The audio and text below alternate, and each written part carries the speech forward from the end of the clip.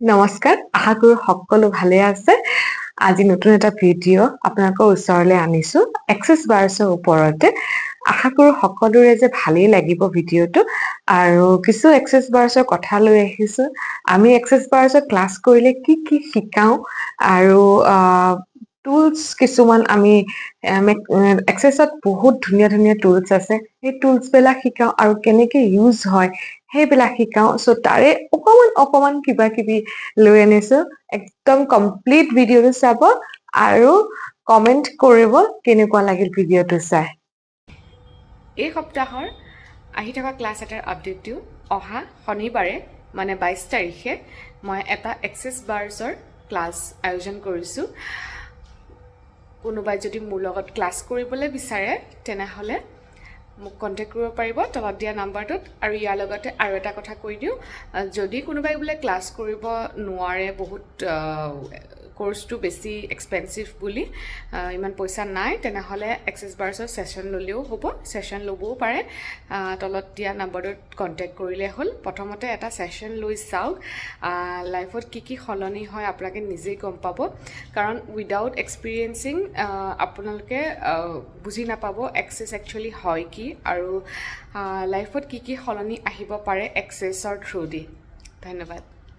এক্সেসৰ ক্লাছত কি কি শিকোৱা হয় সেইখিনিতো মই কমপ্লিট দিব ডেফিনেটলি ভিডিঅ'ত নোৱাৰো, কাৰণ সেইটো একদম ৰেষ্ট্ৰিক্টেড হয়। যদি অনলাইন শিকিবলগীয়া আছিল ডেফিনেটলি আগৰ পৰাই শিকালেহেঁতেন আমাৰ গুৰু, আমাৰ মেণ্টৰ সকলে। তো সেইটো এলাউড একদম নহয়, কিন্তু কিছু কথা আমি ডেফিনেটলি শ্বেয়াৰ কৰিব পাৰো।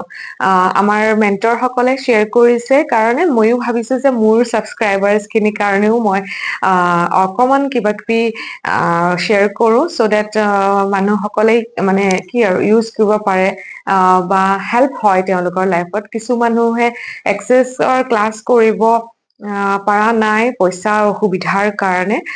চ' তেওঁলোকৰ বাবে মই একচুৱেলি ভিডিঅ' অকল এইটো বুলি নহয়, সকলো ভিডিঅ'জ চ' ডেট বেনিফিট হওক মানুহৰ, সেনেকেই বনাবলৈ চেষ্টা কৰো মই। চ' মই আজি দেখাবলৈ বিচাৰিছো যে এক্সেসত আমাৰ ক্লাছ কৰিলে কি কি দিয়ে। ফাৰ্ষ্ট কথা, আমি এনেকুৱা এখন বুকলেট পাওঁ দেই। ইয়াতে গোটেইখন আছে, গোটেই মানে চেপ্টাৰ্ছ বিলাক আছে। চ' বেচিকেলি এইখন আমাৰ কাৰণে মানে লাইফ আৰু, গম পাইছে। ইয়াতে সকলো প্ৰব্লেমৰে চলিউশ্যন আছে, ইয়াতে গোটেইখিনি টুলছ আছে আৰু ইয়াতে আমাৰ যোনখিনি ষ্টেটমেন্টছ হয়, যিকোনো ষ্টেটমেন্টছ চব আছে। আৰু মুঠতে আমাৰ যিকোনো অসুবিধাৰ লাইফৰ ইয়াত কমপ্লিট চলিউশ্যনছটো আছে। চ' আপোনালোকে যেতিয়া এক্সেসৰ ক্লাছ কৰিব তেতিয়া আমাৰ এইখন দিয়া যায়। আৰু নেক্সট আহি গ'ল আমাৰ হেড চাৰ্টখন। এইখন হ'ল হেড চাৰ্ট, এইখন ফ্ৰণ্ট আৰু এইটো বেক। চ' দেখা পাইছে চাগে। চ' বেচিকেলি ইয়াতে 32টা পইণ্ট আছে, যোনকেইটা 32টা পইণ্ট আমি কওঁ ভিডিঅ'ত বা জানেই সকলোৱে ইউটিউব চাই পেলাই, বাছ যোনে একচুৱেলি এক্সেসৰ ছেশ্যনো লৈছে তো তেওঁলোকেও জানে যে 32টা পইণ্ট, এই 32টা পইণ্ট এই হেড চাৰ্টখন দিয়া যায়। তো আমি চাই প্ৰেক্টিচ কৰো। যেতিয়া আমাৰ মুখস্থ হৈ যায় তেতিয়া আমি ইউজ নকৰো আৰু এইটো।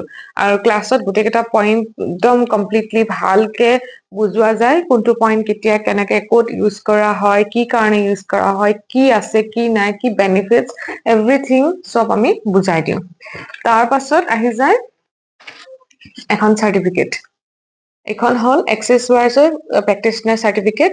এজন ফেচিলিটেটৰেহে দিব পাৰে যাৰ লাইচেন্স আছে। চ' তেওঁ এইখন দিয়া যায় ক্লাছ শেষ হোৱাৰ পাছত। এইখন আপোনালোকে চাৰ্টিফিকেট নোহোৱাকে না আপোনালোকে বাৰ্ছ ৰান কৰিব পাৰে, না আপোনালোকে মানে বেলেগৰ বিজনেছ হিচাপেও আপোনালোকে একো কৰিব নোৱাৰে উইদাউট দিছ চাৰ্টিফিকেট। এইখন চাৰ্টিফিকেট লাগিবই, আৰু এইখন এজন ফেচিলিটেটৰ, লাইচেন্স ফেচিলিটেটৰেহে দিব পাৰিব।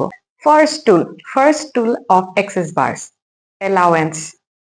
নিজকে এলাউ কৰিব লাগিব। নিজকে যদি এলাউ কৰিব নোৱাৰে তেনেহলে আপুনি লাইফত কেতিয়াও ছাকচেছ নাপায়। কাৰণ আপোনালোকে যদি এটা বক্সৰ ভিতৰত নিজকে মানে বান্ধি থৈ দিয়ে যে মোৰ ইমানেহে লিমিট, বা মোৰ ইমানখিনিহে মই কৰিব পাৰো, তেনেহ'লে ডেফিনেটলি অবভিয়াছলি সেইটোতো আপোনালোকে এনেও আগবাঢ়িব নোৱাৰে নিজৰ জীৱনত। তো নিজকে এলাউ কৰিব লাগিব। আজি মই নিজকে এলাউ কৰিছো, মই নিজৰে উদাহৰণটো দিওঁ। কাৰণ মই কেতিয়াও ভাবাই নাছিলো এক্সেছৰ কথা। মায়ে মোক কৈছিলে, মই তেতিয়াই অলৰেডি ডিনাই কৰিছিলো, বাট দেন মই গোটেইখিনি ষ্টাডি কৰিলো। ষ্টাডি কৰি পেলাই মই ভাবিলো ইটছ এ গুড থিং, বহুত ধুনীয়া মডেলিটি হয়। তো মই নিজকে এলাউ কৰিলো, মানে ফাৰ্ষ্ট ক্লাছ কৰিবলৈ কাৰণে। মই ভাবিছিলো ফাৰ্ষ্ট ক্লাছটো কৰি পেলাই ডেফিনেটলি ধুনীয়াকে প্ৰেক্টিচ কৰি থাকিম, মাহঁতক দি থাকিম। বাট দেন মই নিজকে ভাবিছো this is not my limit, এইটো মোৰ লিমিট নহয়। তো মই তেতিয়া ডিচাইড কৰিলো মই এজন ফেচিলিটেটৰ হওঁ। চ' ফেচিলিটেটৰ হবলৈ কাৰণে মই 3টা ক্লাছ কৰিব লাগিব, লাইচেন্স হ'ব। মই আগৰ ভিডিঅ'টো কৈছো ডেফিনেটলি, হয়নে? লাইচেন্স হ'ব লাগিব, তাৰ কাৰণে মই প্ৰিপেয়াৰ হ'ব লাগিব, নিজকে এলাউ কৰিব লাগিব। তো মই যদি নিজকে এলাউ নকৰিলোহেঁতেন তেতিয়া, তেনেহলে মই কেনেকে ইমানখিনি চাকচেছ পালোহেঁতেন কওক। চ' নিজকে এলাউ কৰিব শিকিব লাগিব, নিজৰ ডিচিজন নিজে ল'বলৈ জানিব লাগিব যে মই এইটো পাৰিম, কিয় নোৱাৰিম। চ' নিজৰ ডিচিজন সদায় বেলেগে লৈ দিব নোৱাৰে, হয়নে? এটা হেৰি লিমিটৰলৈকেহে আপোনাক হেল্প কৰিব। চ' ফাৰ্ষ্টলি নিজকে এলাউ কৰিব শিকিব লাগিব, হয়নে? নিজকে যদি এলাউ নকৰি লিমিটত থৈ দিওঁ, তেনেহলে ডেফিনেটলি আমি কেতিয়াও লাইফত আগবাঢ়িব নোৱাৰো, যিকোনো ডিচিশ্যনত বা যিকোনো মানে কথাত। কাৰণ লাইফটো যদি সলনি কৰিব বিচাৰিছে, প্ৰথম এলাউ কৰিবই লাগিব নিজকে, চব ক্ষেত্ৰতে। নিগেটিভটো কোৱা নাই, মই পজিটিভটো কৈছো। পজিটিভ কিবা ষ্টেপ ল'বলৈ। আৰু এইটোও নহয় যে এলাউ কৰিছো বা নিজে ডিচিজন লৈছো নিজৰ লাইফটো সলনি কৰিবলৈ কাৰণে নিজকে এলাউ কৰিছো, কিন্তু বেলেগক হাৰ্ট কৰি পেলাই কৰিছো, ন'। নিজৰ পেৰেণ্টছ বা নিজৰ হাজবেণ্ডক, নিজৰ ফেমিলিক হাৰ্ট কৰি পেলাই নিজকে এলাউ কৰা, সেইটো মই কোৱা নাই। কিন্তু চব বস্তু চাই ধুনীয়াকে, আৰু তাৰ পিছত আপোনালোকে নিজকে চব চিটুৱেশ্যনত যেতিয়া এলাউ কৰিব, তেতিয়া চাব কিমানখিনি সলনি হয় নিজৰ লাইফত। আমাৰ জীৱনত আমি যি ভাবো, যি ফিল কৰো, যি বিশ্বাস কৰো, যি জাজ কৰো আৰু ডিচাইড কৰো, সেইটো এটা ইণ্টাৰেষ্টিং পইণ্ট অফ ভিউ হয় আমাৰ। পইণ্ট অফ ভিউটো সলনি কৰিলেহে লাইফটো সলনি হ'ব। পইণ্ট অফ ভিউ মানে দৃষ্টিভংগী। আপোনালোকে চাগে ভিডিঅ'বিলাক ইউটিউবত দেখিছে, আমাৰ মেণ্টৰ সকলেও দিয়ে। দৃষ্টিভংগীটো সলনি কৰিবই লাগিব। এতিয়া বহুত মানুহে দেখিছে চাগে ইউটিউবত আমি ভিডিঅ' দিওঁ, আৰু বহুত সকলে ইমান ধুনীয়া ধুনীয়া ভিডিঅ' দিয়ে, ইমান ব্লেছিংছ দিয়ে, ইমান ভাল লাগে, হয়নে? কিন্তু কিছু মানুহ আছে যোনে বেয়াকে কয়, কথাটো নাজানেই কিন্তু বেয়াকে কৈ দিয়ে, হয়নে? সেইটো হ'ল point of view, interesting point of view, হয়নে? তো তেওঁলোকে কেনেকে সলনি কৰিব নিজকে? বাৰ্ছ ৰান কৰিব লাগিব বা এক্সেছ বাৰ্ছ শিকিব লাগিব, তেতিয়া দৃষ্টিভংগীটো সলনি হ'ব। আৰু কেনেকে হ'ব, ক্লাছতটো ডেফিনেটলি শিকোৱা যাব। আৰু যোনসকল প্ৰেক্টিচনাৰ আছে বা আমাৰ, সেইখিনিয়েতো জানে ইণ্টাৰেষ্টিং পইণ্ট অফ ভিউ আমি কেনেকে ইউজ কৰিব লাগে, হয়নে? যেতিয়া মানুহে আপোনাক মন্তব্য দিব, তেতিয়া আপোনাৰ ডেফিনেটলি খং উঠিব, হয়নে? সেইটোৱে হয় ইণ্টাৰেষ্টিং পইণ্ট অফ ভিউ তেওঁৰ। আৰু ইণ্টাৰেষ্টিং পইণ্ট অফ ভিউৰ লগত তেওঁ যেতিয়া আপোনাক অলৰেডি নিগেটিভ এটা দিয়ে আছে, মোক একো দৰকাৰ পোৱা নাই যে তেওঁৰ লগত তৰ্ক কৰিবলৈ কাৰণে। মই কিয় নিগেটিভিটি দিওঁ তেওঁ দিয়ে আছে মোক, যেতিয়া মই আকৌ উল্টাই কিয় দিওঁ? তেতিয়াহলে আমাৰ মাজৰ ডিফাৰেন্স কি থাকিব? তেওঁ আৰু মোৰ মাজৰ ডিফাৰেন্সটো একোৱেই নাথাকিব। চ' সেইকাৰণে কিছুমান ক্ষেত্ৰত আমি নিজকে শান্ত শিষ্টকে ৰাখিব লাগে, যে তৰ্ক কৰিব নালাগে, মনে মনে থাকিব লাগে।